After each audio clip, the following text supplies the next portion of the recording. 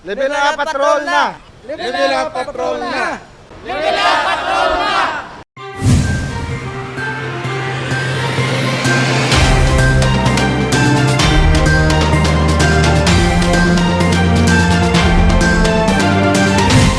Mayor Jerry Treñas may panugyan sa publiko nga magpahuway sa panimalay kung may malaing nga ginabatsyag sa lawas. Kung sang una, negatibo ang pagbaton sang mayoriya sa mga Ilonggos sa bakuna kontra COVID-19, ilabi na sa Sinovac, subong ginpahayag ni Mayor Jerry Treñas nga amat-amat na ini nga nagkambyo. Ini matapos ginsuguran na ang pagbakuna sa mga health workers. Sa pihak sang ginpatigayon nga vaccine rollout, padayon man ang apila sang alkaldes sa publiko. Padayunon ang pagsunod sa mga minimum health protocol. Ang ipalabot na gid, ang akon, nakitaan ko gid, ang DOH is also doing its part. Pero ang sa aton niya nga mga pumuluyo, dapat maubraman kamo sang inyo part, no? And during this time, kita naton sa Manila nagasaka ang cases. Kapasalamat kita. Diri sa aton, there are times nga nagasaka, but there are times also nga nagapanaog man.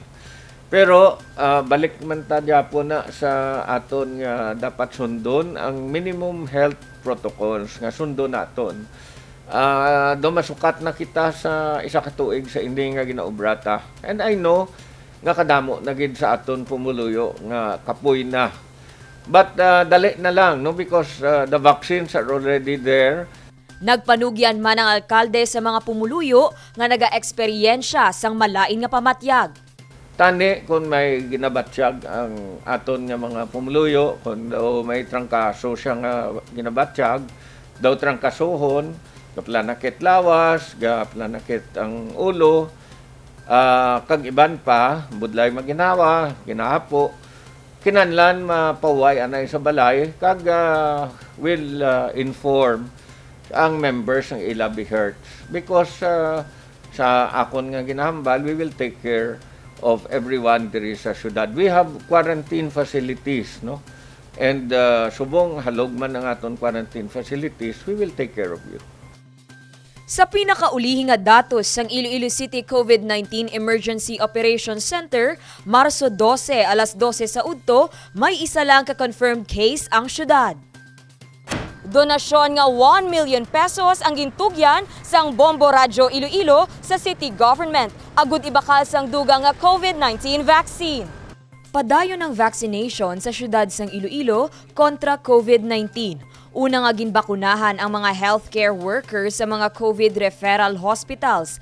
Kalakip diri ang West Visayas State University Medical Center, Iloilo Doctors Hospital kag St. Paul's Hospital Iloilo. Sang damlag lang, ginlunsar man ang Bakuna Iloilo, grupo sa mga concerned citizen nga nagabulig sa kampanya para sa pagpabakuna. Bugos man ang suporta sang pribado nga sektor sa vaccination program sang Iloilo City Government. Isa na diri ang Bombo Radyo Iloilo.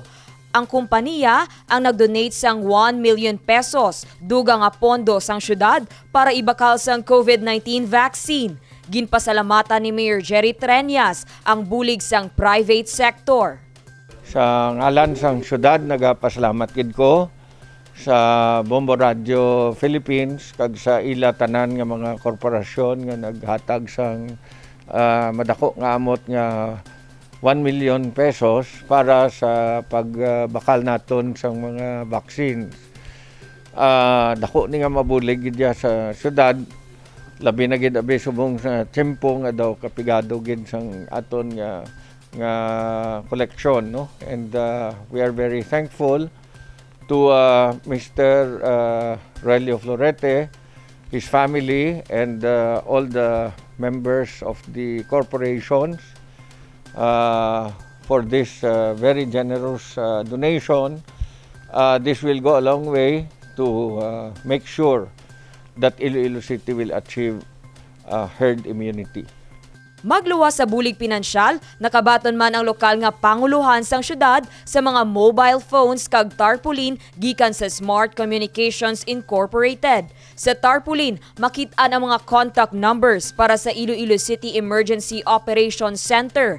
Para sa talatapan, dako ini nga bulig sa mas madasig nga pagresponde sang OPSEN sa mga palamangkutanon tuhoy sa mga travel protocols kag minimum health protocols. Ginpahayag ni Donna Magno, head sang Iloilo City Emergency Operations Center, importante ang komunikasyon kag mabaskog nga koneksyon sa mga public advisory tuhoy sa COVID-19. Dane Raffles para sa Level Up Patrol. Nationwide simultaneous earthquake drill ang ginpatigayon.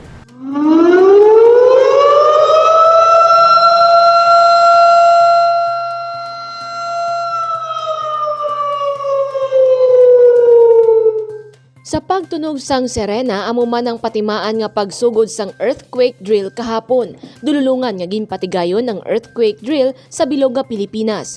Para sa street vendor nga si Efren, importante nga mahibaluan ang mga tika nga himuon sa tion may magluntad nga linog, tsunami, kag bisan sunog. Ang mga drill sa tion sang emerhensya ang iya natun-an sadto sang naga-training siya agud mangin isa ka seafarer. Napaka-importante na, labi na kung may mga amuna siya na maabot diri sa aton ang earthquake na may nabalaan ka para sa safety sa pangabuhi naton. Wala kung halimbawa wala ka mo sa balay, ara ka mo sa balay, kag hindi ka mo na stranded, pwede ka mo makagwa na hawan na ano. Nang walang mga punong kahoy bala na nakaano na para hindi ka mo bagsakan sang kahoy. Nang plain lang, clear na area. Tapos ang isa, kung hindi na ka mo makagwa, ara ka mo sa sulod balay nyo, dira ka mo sa under the table, magtago. Na imbis na mabagsakan, may nakasafety pa na una na ano sa aton.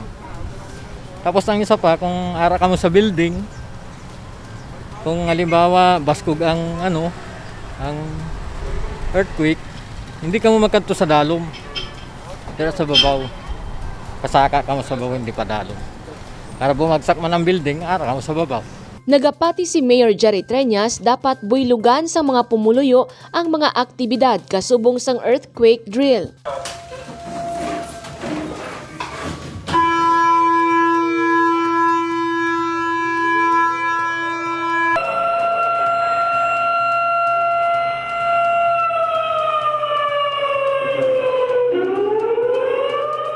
Para sa aton, hindi ta kabalo anytime maabot ang linog and kinahanglan kabalo na kita kung ano tanan ang ubraw naton. Kahapon ginpatigayon ng first quarter online nationwide simultaneous earthquake drill. Pila sa mga barangay sa syudad sa Iloilo ang nag-ugyon diri. Diri ginatagan sang importansya ang dock, cover kag hold kag dugang nga impormasyon tuhoy sa mga dapat himuon sa tion may linog. Para kay DOST Undersecretary Renato Solidom Jr., dako man ang papel sa mga kababaihan sa tion sang emerhensya, gani kinahanglan nga pabaskugon ang ila ikasarang tuhoy sa disaster preparedness. Bigyang tuon ng pansin ang pagturo sa kanila kung paano magiging handa kung may lindol o tsunami sa kanilang pamayanan. Suriin natin ang ilang porsyento talaga sila sa buong populasyon ng ating komunidad. Maaring madaling mapalutang ito sa ating mga pamayanan. Ang impormasyon po ay makakatulong para mailapat natin ang karampatang aksyon natutugon sa pagpapalakas ng kanilang kakayahan na mailigtas ang sarili kapag may lindol o anumang disasters. Sa Panay Island, ang Lady Kaykay earthquake sang 1948 ang pinakamabasko nga nagluntad na may magnitude 7.8. Jennifer Garcia Hernandez para sa Level Up Patrol.